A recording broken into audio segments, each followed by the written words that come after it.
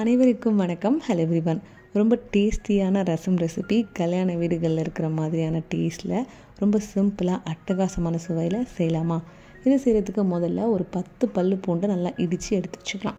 அடுத்ததாக ஒரு பெரிய சைஸ் தக்காளியை, நாட்டு தக்காளி சேர்த்திங்கன்னா ரொம்ப நல்லாயிருக்கும். கைகளில் மசிச்சு இந்த மாதிரி எடுத்து வச்சுக்கலாம். அரைச்சும் நீங்கள் சேர்க்கலாம், பட் மசிச்சு செய்யும்போது தான் அதோடய ஃப்ளேவர் இன்னும் நல்லாயிருக்கும். அடுத்தது ஒரு நெல்லிக்காய் சைஸ் அளவு புளியை சுடு தண்ணியில் நல்லா ஊற வச்சு அந்த தண்ணியை தனியாக எடுத்து வச்சுருக்கேன்.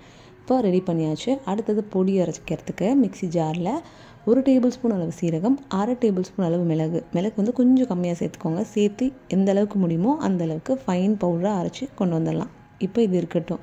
அடுத்தது கடாயில் 1 டீஸ்பூன் அளவு எண்ணெய் சேர்த்துட்டு இப்போ இதுலேயே 1/2 டீஸ்பூன் கடுகு, 1/4 டீஸ்பூன் சீரகமும் சேர்த்து ரெண்டும் நல்லா பொரிஞ்சு வந்ததுக்கப்புறமா இப்போ இதுலேயே 2 வரமிளகாய் சேர்த்துட்டு இது கூடவே நம்ம இடித்து வச்சுருக்க பூண்டு பற்களையும் சேர்த்துட்டு வதக்கிக்கலாம். இப்போ இதில் நம்ம பொடி பண்ணி வச்சுருக்க மிளகு சீரகம் பொடியும் சேர்த்துட்டு ஜஸ்ட்டு நல்லா கலந்து கொடுத்துட்டு அதுக்கப்புறம் இது கூடவே நம்ம மசிச்சு வச்சுருக்க தக்காளியும் சேர்த்துட்டு இப்போ அடி பிடிக்கிற மாதிரி இருக்கும் பொடி சேர்த்துருக்கிறதுனால. அதனால் கொஞ்சமாக தண்ணி விட்டு நல்லா தக்காளி பூண்டெல்லாம் நல்லா வெந்து வரணும், குழஞ்சி வரணும். அதளவுக்கு நம்ம மீடியம் ஃப்ளேமில் வச்சு நல்லா கொதிக்க விட்டுடலாம். இப்போ இது நல்லா வெந்ததுக்கப்புறமா 1/2 டீஸ்பூன் மஞ்சள்தூள், கொஞ்சமாக கருவேப்பிலை இலைகள். இப்போ இந்த ரசத்துக்கு ஃப்ளேவர் கொடுக்க வேண்டிய முக்கியமான இன்க்ரீடியண்ட்டு கொத்தமல்லியோட அந்த தண்டு மட்டும், அதை ஜஸ்ட்டு கட் பண்ணி சேர்த்துக்கலாம்.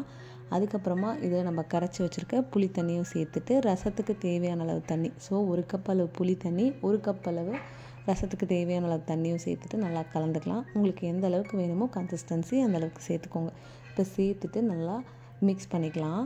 அடுத்ததாக ரசத்துக்கு தேவையான அளவு உப்பு, 1 டீஸ்பூன் உப்பு சேர்த்துட்டு இப்போ கொத்தமல்லி இலைகள் வாஷ் பண்ணி சேர்த்துட்டு இந்த அளவுக்கு நுரைச்சி வரணும்.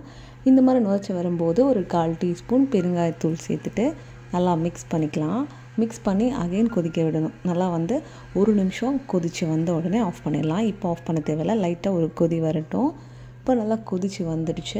இப்போ கடைசியாக ஒரு கைப்பிடி அளவு கொத்தமல்லி இலைகளும் தூவிட்டு ஸ்டவ் ஆஃப் பண்ணிவிட்டு எடுத்து சர்வ் பண்ண வேண்டியதான். ரொம்ப டேஸ்டியாக ஃப்ளேவர்ஃபுல்லாக இருக்கும் இந்த ரசம் ரெசிபி. நீங்களும் கண்டிப்பாக ட்ரை பண்ணி பார்த்துட்டு மறக்காமல் நம்ம சேனலை சப்ஸ்கிரைப் பண்ணிவிட்டு பக்கத்தில் இருக்க பெல் ஐக்கானையும் ப்ரெஸ் பண்ணிக்கோங்க. இந்த பதிவை பார்த்ததுக்கு நன்றி.